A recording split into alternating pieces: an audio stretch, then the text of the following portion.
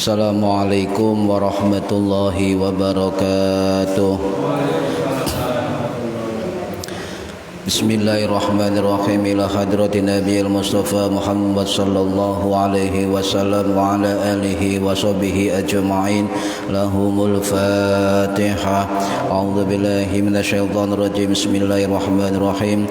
Alhamdulillahi rabbil alamin arrahmanir rahim maliki yaumiddin. Iyyaka na'budu wa iyyaka nasta'in. Ihdinas siratal mustaqim. Siratal ladzina an'amta 'alaihim ghairil maghdubi 'alaihim waladdallin. Firli wali walidayya amin. Hadiyatan minna illa arwahi masaykhina wali muallimina wali murabbi ruhina wali mursyidina wali man ajazana wali muassis nahdlatul ulama ajma'in, khususan ila ruhi musannif kitab takrib Al-Qadhi Abu Suja Ahmad bin Husain Al-Asfihani rahimahullah wa usulihim wa furahim wa aswajihim wa duriyatihim wa ahli silsilatihim wa muridihim wa muhibbihim wa jama'iyatihim radhiyallahu anhum syai'ulillahi lana wa lahumul Fatihah. A'udzu billahi minasyaitonir rajim. Bismillahirrahmanirrahim. Alhamdulillahi rabbil alamin arrahmanir rahim maliki yaumiddin. Iyyaka na'budu wa iyyaka nasta'in. Ihdinas siratal mustaqim siratal ladzina an'amta 'alaihim ghairil maghdubi 'alaihim waladdallin. Rabbighfirli wa liwalidayya amin. Tsumma ila abaina wa ummahatina wa jaddatina wa jaddatina wa ila ruhi man fataha hadhil qaryah wa man aqamaha wa li jami'il muslimina wal muslimat wal mu'minina wal mu'minat al ahya'i minhum wal amwat ghafarahumullah lahumul Fatihah. A'udzu billahi minasyaitonir rajim. Bismillahirrahmanirrahim. Alhamdulillahi rabbil alamin arrahmanir rahim maliki yaumiddin. Iyyaka na'budu wa iyyaka nasta'in. Ihdinas siratal mustaqim siratal ladzina an'amta 'alaihim ghairil maghdubi 'alaihim waladdallin. Rabbighfirli wa liwalidayya amin. Bismillahirrahmanirrahim. Alhamdulillahi rabbil alamin.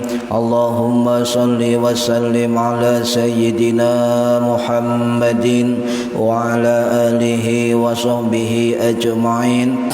Wala haula wala quwwata illa billahil aliyyil azim. Amma ba'du.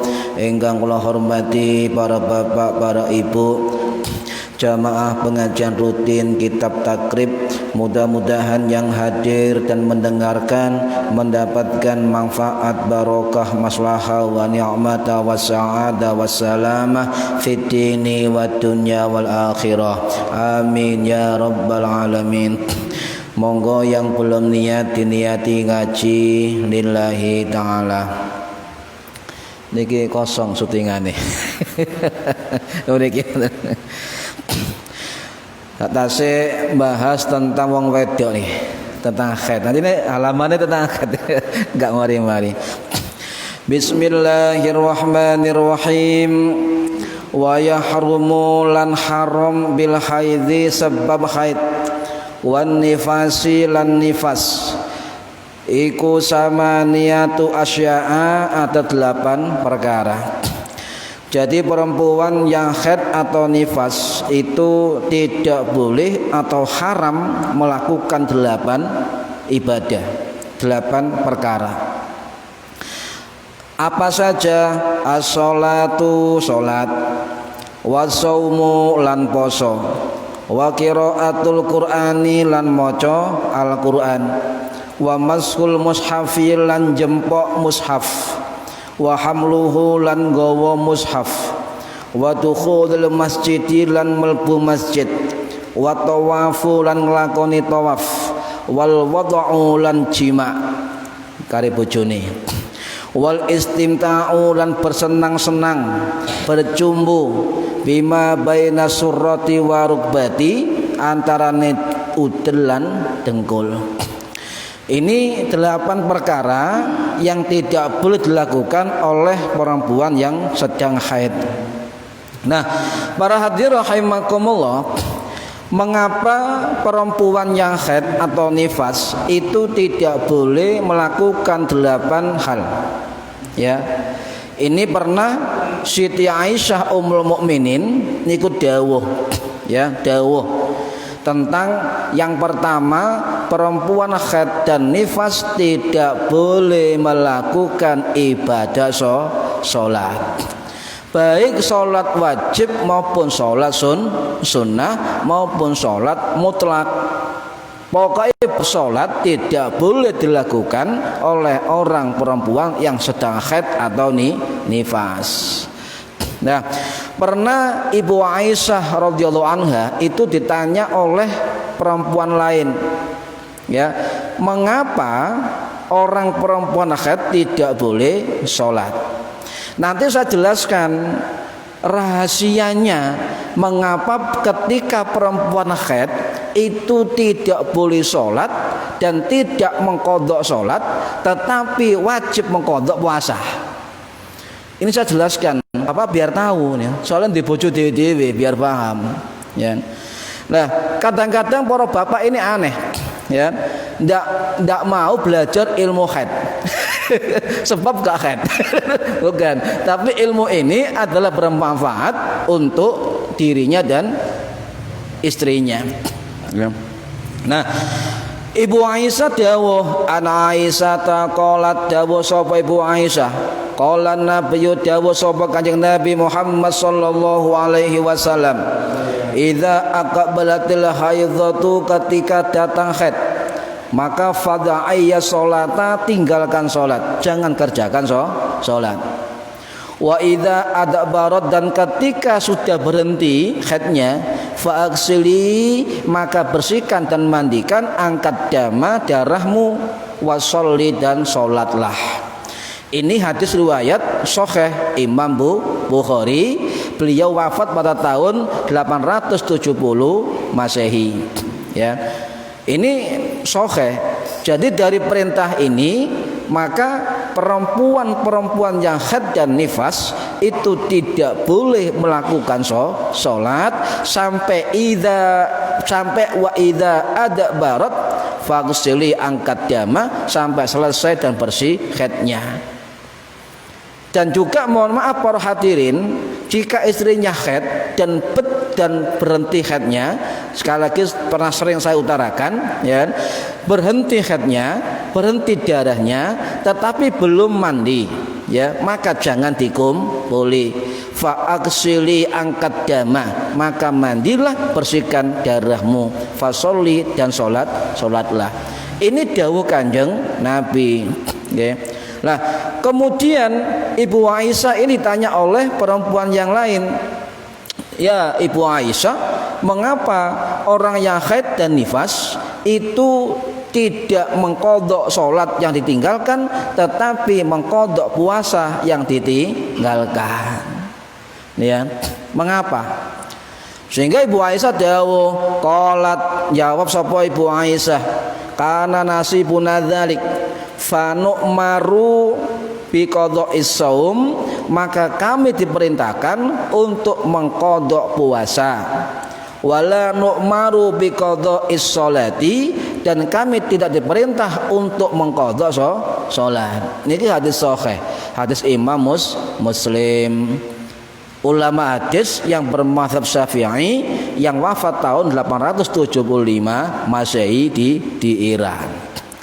Nah, para hadirin rahimakumullah, jelas nggih, perintah Quran kali dawuh Kanjeng Nabi jelas bahwa perempuan yang haid tidak boleh melakukan sholat dan juga tidak mengqadha sholat. Tetapi dalam keterangan fikih, ibu-ibu harus mendengarkan ini ya. Dalam keterangan fikih, walaupun hadisnya mengatakan la nu'maru ya biqadha'is sholati, tidak diperintah untuk mengqadha salat, tetapi dalam fikih ada keterangan, ada dua keadaan khusus yang walaupun tidak mengqadha salat tetapi dia wajib mengqadha salat dalam keadaan dua kondisi. Ini perlu ibu-ibu, mbak-mbak sing mendengarkan ya. Ya, jadi Betul, tidak diperintahkan untuk mengqadha salat, tetapi dalam kondisi tertentu perempuan haid tetap wajib mengqadha salatnya. Niki sing kathah yang banyak disalahpahami. Sehingga ketika haid wis blas ndak salat betul. Tetapi kalau panjenengan mengumani cara Indonesia ya apa ya? Mendapati kondisi ini ya, maka jenengan tetap qadha. Apa? Yang pertama ngeten Bu. Masuk waktu salat ya, kemudian panjenengan dereng salat dan waktu belum habis jenengan haid. Niki ya. Niki tolong diperhatikan sebab ini banyak nggak ngerti. Contohnya gampangane ngeten. Salat zuhur jam pinten, Bu? Jam 11.45 misalnya nggih. Anggap aja zuhur setengah 12. Berakhirnya setengah 3. Contoh. Lah ibu-ibu mbo repot umbah-umbah, mbo repot masak, mbo repot ngapa wae? Ndelok TV. Mbo repot petanan. Nah, terserah. Belum salat, nggih. Tiba-tiba jam 12:30 jenengan haid. Nggih. Haid. Nah, enggak boleh salat. Nah, setelah suci dan mandi, maka salat yang tadi zuhur wajib diqadha. Niki lho jenengan enggak ada kewajiban tasian, nggih enggak ada kewajiban. Anak-anak wedok jenengan sampean kandhani niki, nggih. Jangan sampai ketinggalan informasi. Jadi saya ulangi para hadirin rahimakumullah, bagi perempuan atau anak perempuan yang haid tetap memiliki kewajiban qadha salat dalam kondisi ketika masuk waktu salat dan belum akhir waktu salat kemudian haid. Belum salat kemudian haid.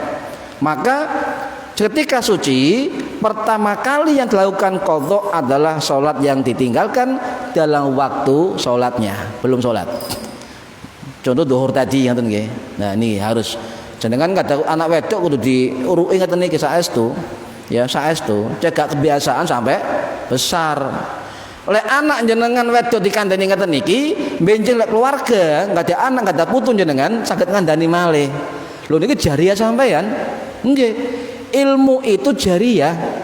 Jenengan misalnya ngurui anak maca Quran sampai iso maca Quran. Jenengan sedo, nggih. Maka selama anak kita membaca Quran sebab jasa orang tuanya, maka selama itu jariyah amal ganjarannya akan mengalir ke orang tuanya. Atau jenengan tidak bisa ngulang ngaji, wis tak pondokno ae. Sama saja. Wis gak iso ngulang Pak, tadi KTP iki sama saja.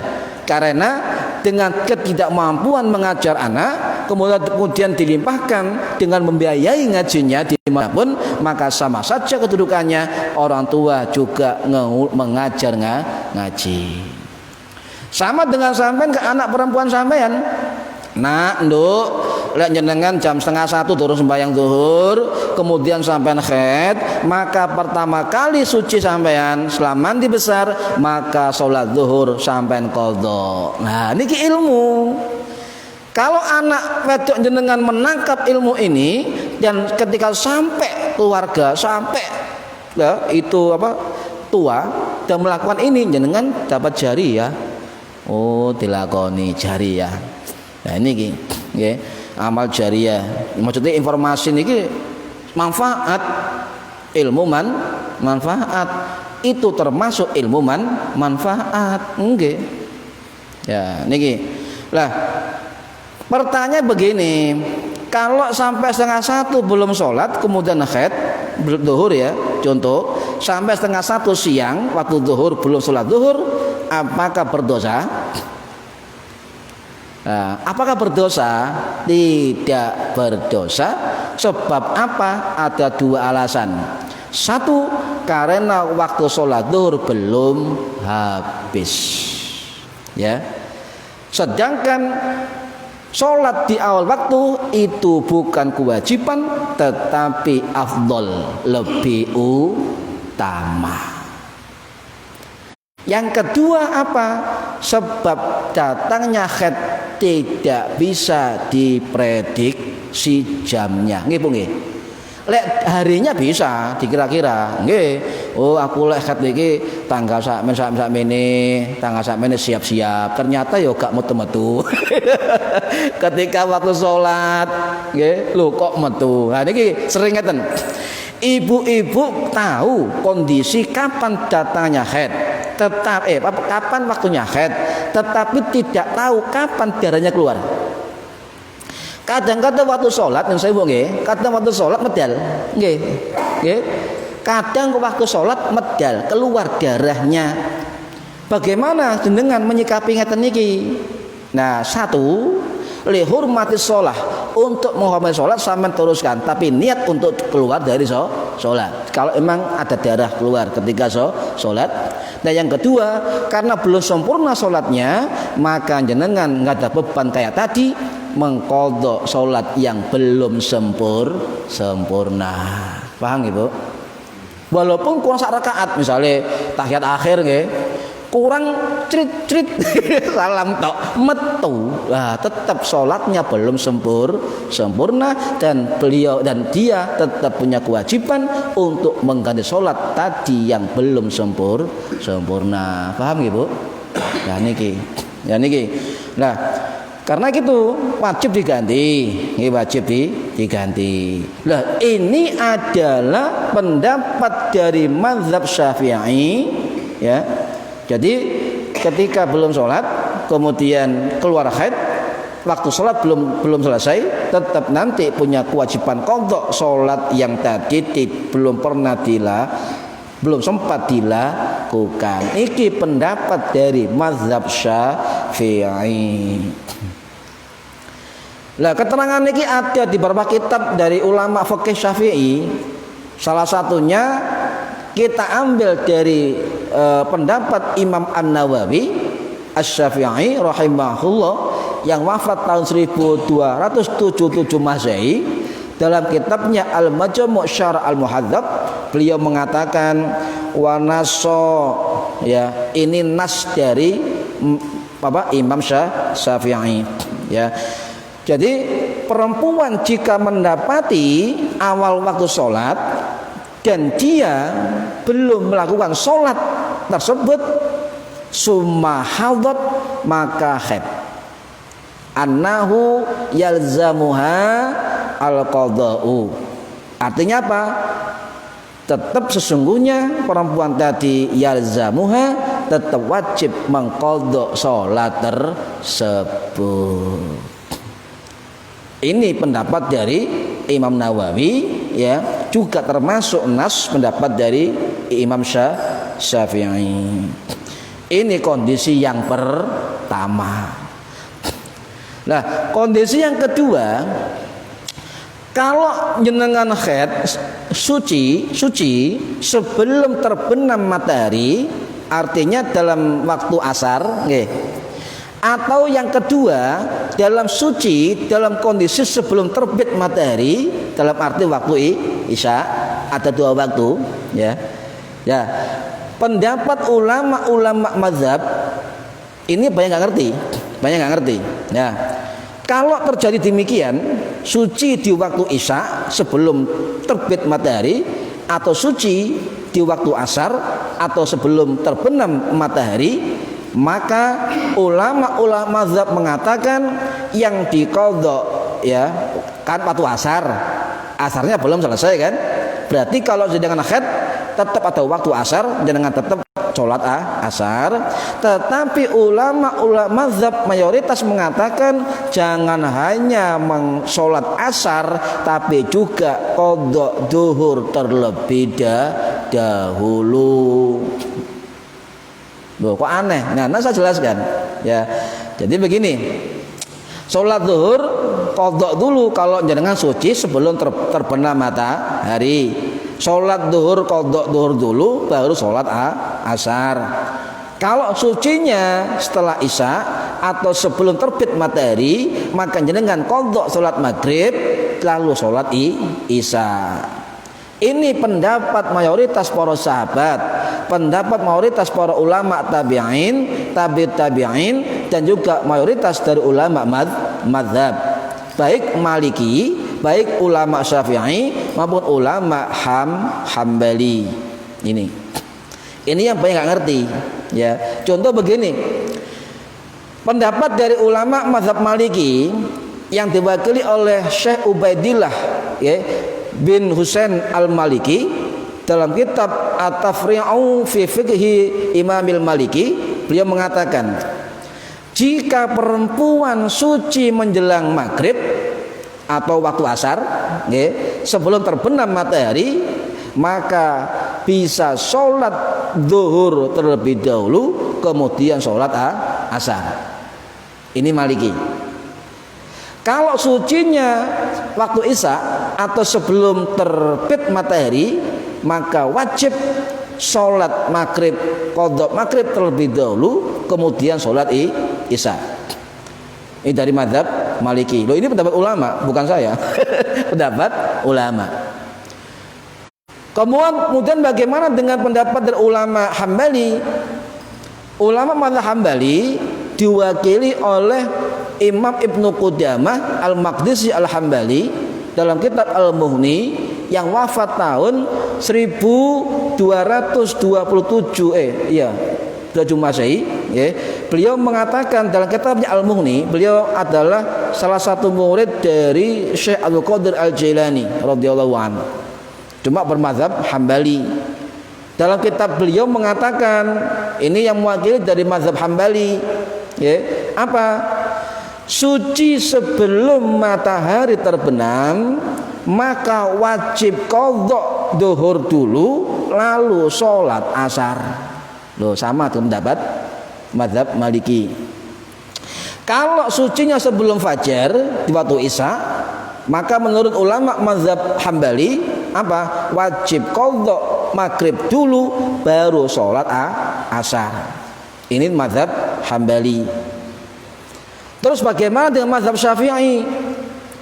Dari pendapat ulama mazhab Syafi'i yang diwakili oleh Imam Nawawi rahimahullah dalam kitab Al-Majmu' Syarah Muhadzab, beliau mengatakan suci waktu asar atau suci di waktu isya, qaul jadid dari Imam Syafi'i mengatakan wajib perempuan qadha zuhur lalu asar, dan wajib qadha maghrib lalu isya. Loh, 3 mazhab dengan kitab rujukan kitab-kitab yang masyhur. Ini perlu diperhatikan. Ini jarang kita dengar ini kan, ya. Jarang kita dengar. Yang tahu ketika waktu asar suci, yo sembahyang asar tok. Ya. Ya. Nah, tiga mazhab mengatakan kalau suci waktu asar, qadha zuhur dulu, baru sholat asar. Kalau suci waktu isya malam, sholat qadha maghrib dulu, baru sholat isya. Pun paham ya? Nah, ini yang jarang dilakukan oleh pengikut ulama mazhab, terutama kita dari pengikut mazhab Syafi'i. Kalau NU itu rujukannya 4 mazhab, maka di sini ada 3 pendapat ulama mazhab, maka ini termasuk pendapat mayoritas. Niki para ibu perlu difahami, nggih. Perlu difahami, lek gak paham guys, kok takon malih. Lho, kok iso ngoten lho, ini pendapat ulama fikih. Nggih. Gak tak lakon terus pundi, nggih monggo. Tetapi 3 ulama mazhab, kelompok mazhab ini menyatakan sama, ya, mengqadha salat sebelumnya. Nih, nah, loh, pendapat ini tidak hanya pendapat ulama mazhab, ya, bahkan nyun sewu, ya, menurut Imam Hambali loh, ya, Imam Hambali sendiri rahimahullah mengatakan pendapat yang tadi, ya, mengqadha salat sebelumnya Ini adalah pendapat atau kesepakatan dari mayoritas sahabat, mayoritas ulama tabi'in, ulama tabi'in. Ini adalah yang mengatakan Imam Hambali, ya. Kecuali, ya, ini ada pendapat yang tidak usah qadha sebelumnya, tetap sholat pada sholat yang suci pada waktunya. Ini pendapat minoritas yang diwakili oleh Imam Ats-Tsauri, ulama tabi'in, ya, ulama tabi'in. Sekarang jenengan pun ngerti. Nah, mulai sekarang kalau jenengan suci di waktu asar, maka sholat zuhur qadha dulu, baru sholat asar. Kalau suci di waktu isya sebelum terbit matahari, maka jenengan qadha maghrib dulu, kemudian sholat isya. Nih bapak itu ngerti ilmu nih, diilingno. Bu, mbak ngopo bu? Asar pak, qadha zuhur sik. Kong iki sing ngongkon doaku 3 mazhab. Ngoten. Dielingaken nggih saestu. Ya dielingaken. Nah, para rahimakumullah, ya. Nah, jenengan eco, nggih, jenengan eco. Kalau misal begini, ya. Pendapat kita, pendapat ulama-ulama, ya, itu apa? Harus diikuti sebab kita orang awam. Taklid, nggih, ikut walaupun kita nggak tahu dalil boleh. Boleh. Kados jenengan sholat tiap hari niku lho, sapa sing ngajari? Ayo kalau tanglet bu, pak, sampai sholat, tuh salam. Terus sapa sing ngajari? Sampai taklid wong tua sampean? Enggak. Oh bapak sholat didelok lho, dijak nang musala. Oh gerakane ngeten. Dijak nang masjid. Oh gerakane ngene. Iso dhewe. Lho nggih lah. Lah niku taklid, delok kemudian bisa. Enggak usah dalil, enggak usah. Niku. Nah, para rahimakumullah, niku tentang napa? Tentang salat. Paham nggih? Tentang salat. Jadi, saya simpulkan mayoritas ulama mazhab, terutama dari mazhab Malikiyah, dari mazhab Syafi'iyah, dan dari mazhab Hanabilah, 3 mazhab mengatakan jika suci di waktu sholat yang kedua, maka sholat pertama wajib diqadha. Khusus untuk suci di waktu asar sebelum terbenam matahari, dan juga suci di waktu malam atau isya sebelum terbit matahari. Niki jarang sing ngerti saestu. Nah, niku sing tentang salat. Kemudian yang kedua apa? Wa yahrumu bil haidi, diharamkan bagi orang yang haid. As-salatu nglakoni salat, wa shaumu lan poso. Lah niki nglakoni poso, nggih. Nglakoni poso. Terus pundi? Apa wong haid itu wajib poso? Tidak. Wa nu'ma, balik nang hadis tadi, wa nu'maru biqadha'is shaum, kami diperintahkan untuk mengqadha puasa, wala nu'maru biqadha'is sholati, dan kami tidak diperintahkan untuk mengqadha salat. Ini hadis sahih Imam Muslim yang wafat tahun 875 Masehi di Iran. Nah, pertanyaannya begini para ibu bapak, kalau orang haid itu tidak boleh mengqadha boleh meninggal tidak mengqadha salat selama ditinggalkan, ya, dan wajib mengqadha puasa, itu ada sebabnya. Saya mengambil pendapat dari Profesor Dr. Al-Habib As-Sayyid Dr. Kiai Haji Muhammad Quraisy Shihab, ahli tafsir yang ngarang kitab tafsir Al-Misbah. Ilmunya diakui oleh ulama-ulama tafsir dunia, bahkan kitabnya masuk dalam Al Azhar. Oh. Ya ngoten dibuli ambek wong-wong sing gak kenal niku nyun sewu. Nang gak hafal Quran ya, beliau sudah tafsir Quran berjilid-jilid ya. Dibuli, masya Allah. Nah, beliau mengatakan, ditanya orang, ya beliau Habib ya. Quraisy ini seorang Habib, mbahnya itu Hadramaut asli yang mendirikan Universitas Muslimin di Makassar itu ya. Nah, beliau tanya orang, ya Prof, mengapa perempuan kok wajib qadha puasa kok tidak wajib mengqadha salat? Sahabat beliau begini, sebab mengqadha salat itu memberatkan perempuan yang haid. Dihitung sama beliau. Coba Bu, jenengan salat ping pinten sedinten? Ping pinten Bu? 5. Ya, lek jenengan haid 7 dina, 5 ping 7 dadi 35. Lek 7, lek haid 14 dina, ping 5 dadi 70 salat. Kula tanglet jenengan qadha 70 salat sanggup lah. Ayo, sanggup gak? Daerah sini nifas loh, sampai swidak dina loh. Misalnya wajib niku. Lah 5 ping swidak pinten? 300 salat. Nah, sampeyan sedina jengkang-jengking untuk qadha salat, bojone gak diurusi. Akhirnya gak masak. Lapo Bu? Qadha. Tangi melek maneh lho Bu, lapo? Qadha. Pula boleh qadha. Kapan Bu? Sik Pak durung mari, sik kurang 210. Masya Allah. Niki hitungannya Quraisy Syihab. Nggih. Artinya apa?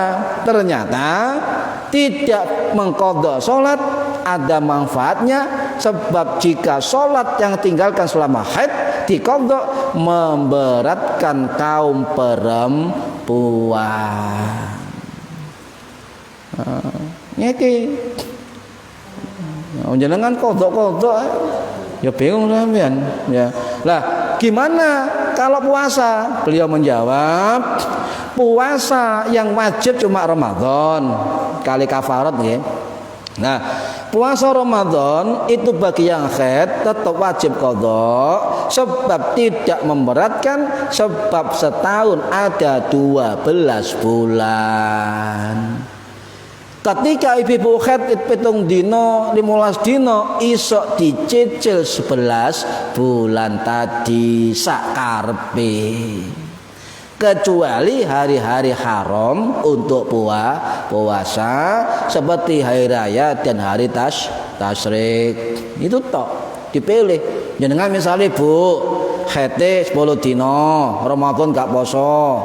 Nah, ono waktu 11 bulan sampean pilih dino-dino sing longgar nyaur poso 10 dino.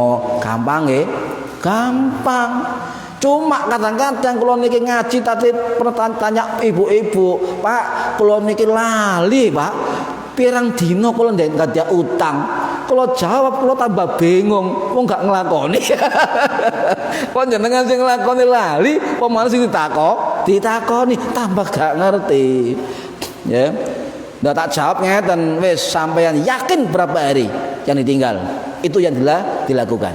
Ngoten, ya. Ya ma yaribuk ila ma yaribuk, tinggalkan keraguan kepada yang tidak ragu.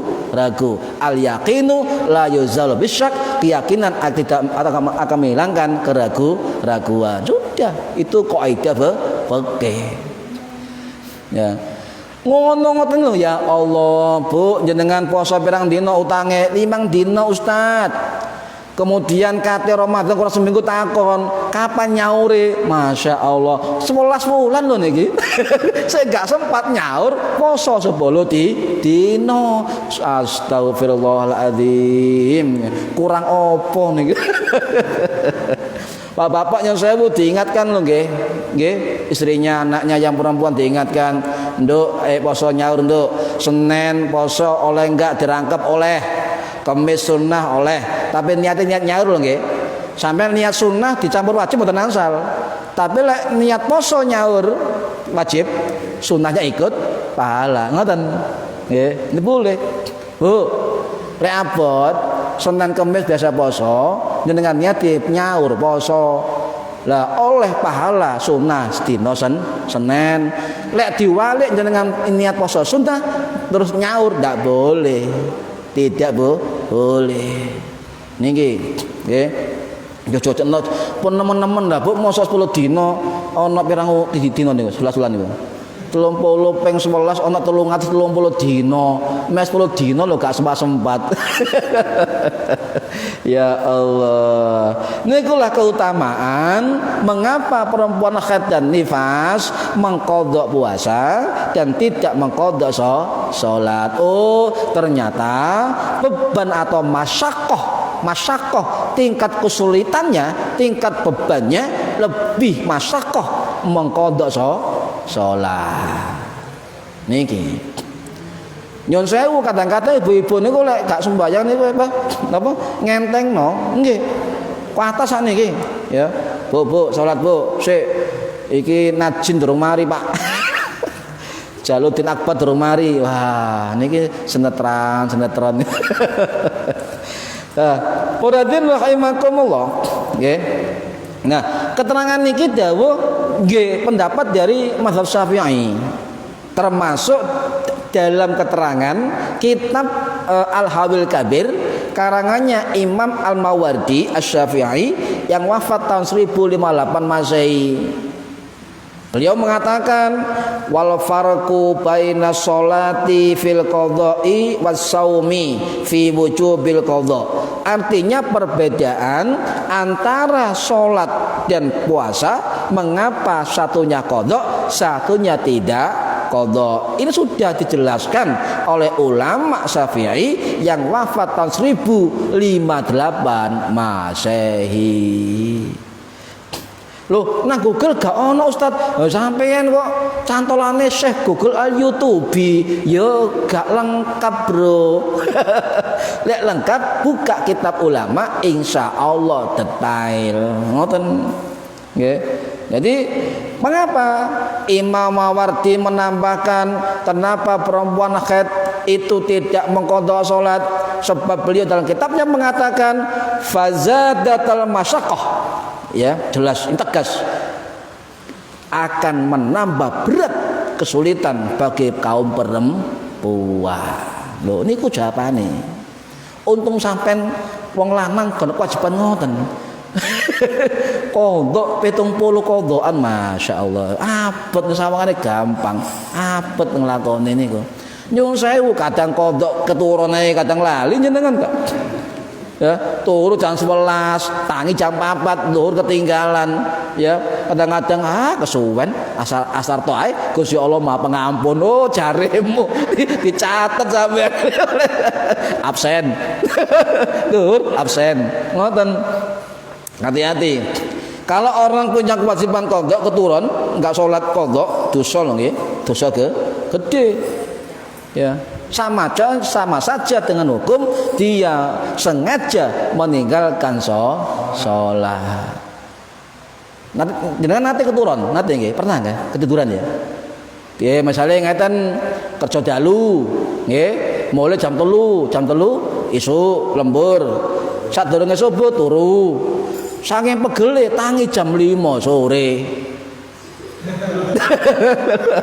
Iku turu ta. Agar apa? Subuh, zuhur, asar. Loh, terus pundi? Ya lek keturun kena hukum, tidak ada hukumnya. Selama kita ketiduran lupa dan uzur yang lain tidak akan dihukumi. Tetapi ketika kita bangun tidur langsung ingat sholat 3 tadi terus diqadha. Diqadha. Ya. Diqadha. Jangan kemudian wis ketinggalan sepur. Yang saya kalau ada orang begitu ya, keturun tangi, kemudian yang sholat ditinggal tidak dilakukan, maka itu sama dengan tafritus sholah, orang yang meremehkan sholat. Hati-hati. Salah satu sikap yang dibenci oleh Nabi kita adalah orang-orang yang meremehkan sholat. Nah ini hati-hati ya, diabsen sampean keturun tangi tok turu maneh. Hati-hati, tetap punya kewajiban qadha salat. Nah, muradir rahimakumullah. Bu, pernah nggih misalnya ibu-ibu niki silami isai. Jenengan ibu-ibu haid itu rata-rata kebiasaan haid berapa hari, Bu?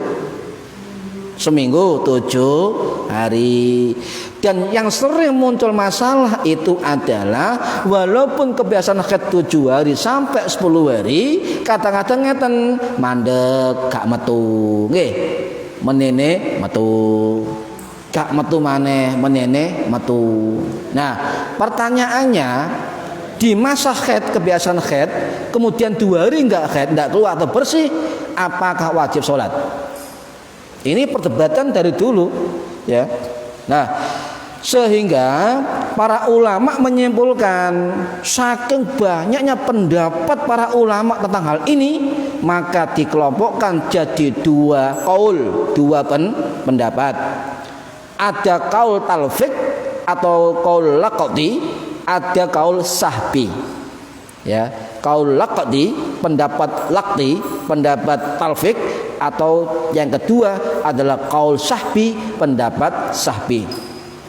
Niki dirinci malih, kalau perempuan haid dalam 2 keadaan, nggih, terputus-putus dan tidak melebihi 15 hari, atau terputus-putus melebihi kebiasaan 15 hari.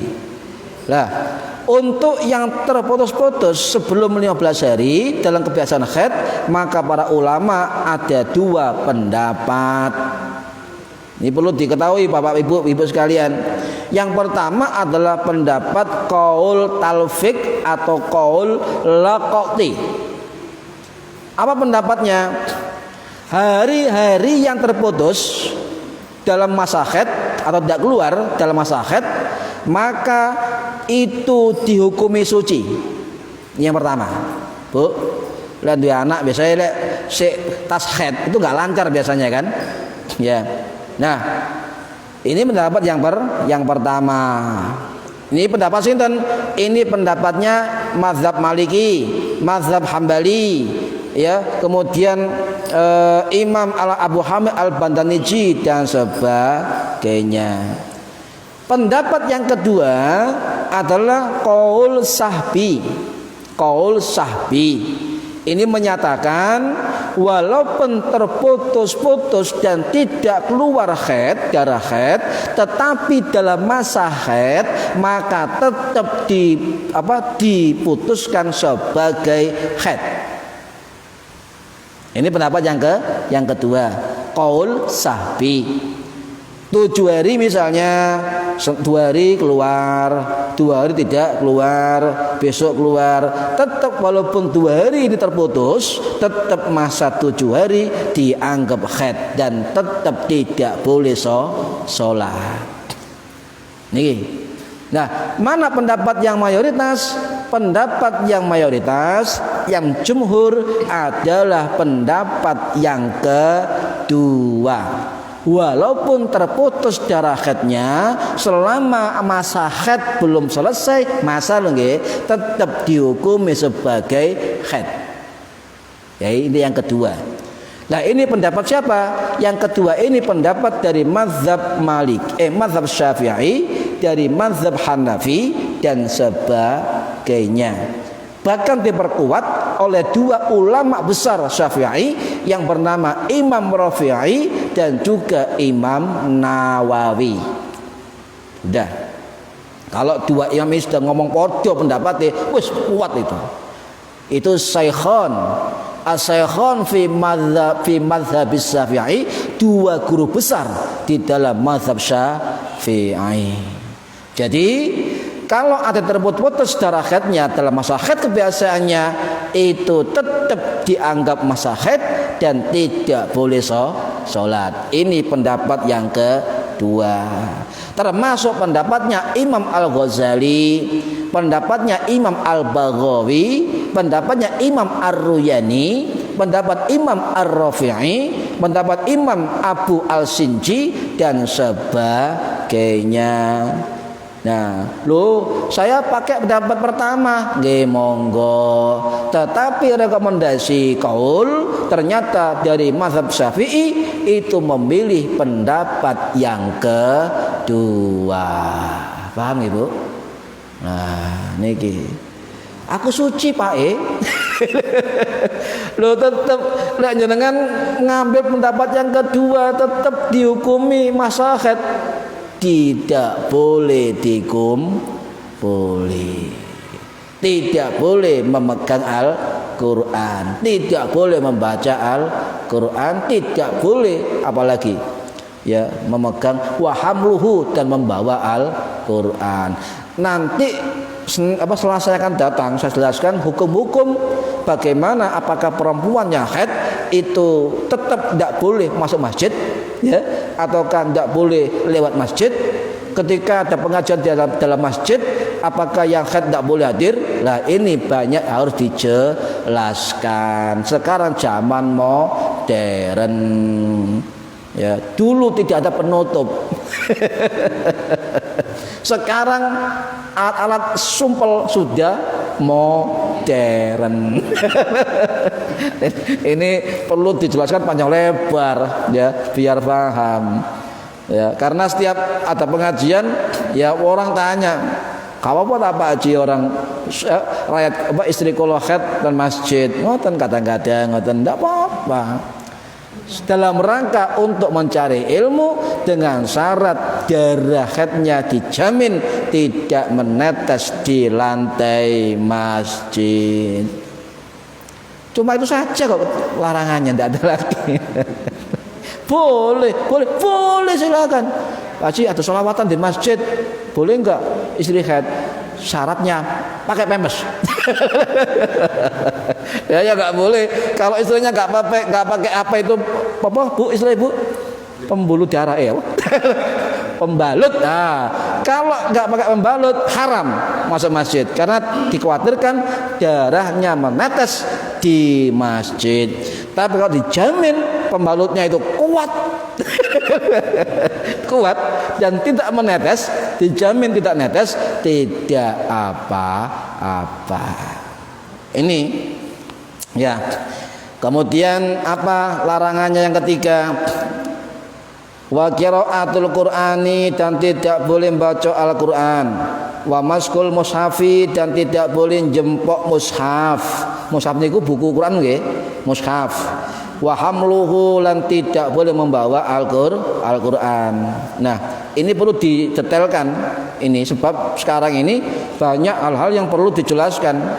Kalau orang dulu ketika ngaji kitab dijelaskan sedikit paham, sebab dibantu dengan mutolaah. Dulu begitu ngaji di pondok, kiainya gak begini ngajinya. Bismillahirrahmanirrahim. Ya mau tidak pondok makanya khatam kalau dino. Tapi santri diwajibkan mutolaah. Apa? Senau sing di ngaji mau ngoten jadi hafal. Mutolaah senau. Nah, lagi kita gawe ngono jenengan insyaallah sedina atam. Ya sebab Pak Nawir ganti kita. Tapi enggak jelas. Ini mendingan kitabnya ini tapi kontinu nggih. Niki. Bagaimana hukumnya? Jumhur ulama mengatakan tetap sepakat bittifaqil ulama, kesepakatan ulama tidak boleh menjempok. Ya menjempok ya apa? menyentuh Al-Quran tetap tidak boleh, harus suci terlebih dahulu, baik bagi orang yang haid, bagi orang yang nifas, dan juga bagi orang junub. Tidak boleh menjempok Al-Quran, jempok ae gak boleh, apalagi sampeyan maca ambek jempok Al-Quran, tetap tak boleh. Boleh diniati zikir asal tidak memegang mushaf Al-Quran. Tahlil, ibu buat tahlil ya, apal ngebuk kulhu nggih? Ya apal. Kan Quran tidak apa-apa, sebab itu dianggap zikir, bukan membaca Al-Quran. Niki. Lah, la yamassuhu illal mutahharun. Ya, tidak boleh memegang Al-Quran, kitab suci, illal mutahharun, kejaba wong sing suci. Adzan. Iya. Nah, ini belum selesai. Ya. Terakhir para hadirin, ya, monggo hati-hati, sebab haid, junub dan terkaitnya itu masalah toharoh, ya. Pondasi di dalam sah tidaknya kita beribadah sehari-hari. Moga-moga manfaat fid dini wad dunya wal akhirah. Al-Fatihah. Bismillahirrahmanirrahim. Alhamdulillahirabbil alamin arrahmanir rahim maliki yaumiddin. Iyyaka na'budu wa iyyaka nasta'in. Ihdinas siratal mustaqim. Siratal ladzina an'amta 'alaihim ghairil maghdubi 'alaihim waladdallin. Rabbighfirli wa li walidayya amin. A'udzu billahi minasyaitonir rajim. Bismillahirrahmanirrahim. Allahumma shalli wa sallim ala sayyidina Muhammad. Alhamdulillahirabbil alamin. Allahumma 'allimna 'ilmal Qur'an wa 'allimna 'ilma la ilaha illallah wa 'allimna min ladunka 'ilman nasiru bihi kamil mahyatil mamat. Wa sallallahu ala sayyidina Muhammad walhamdulillahi rabbil alamin. Wallahu a'lam bissawab. Assalamualaikum warahmatullahi wabarakatuh.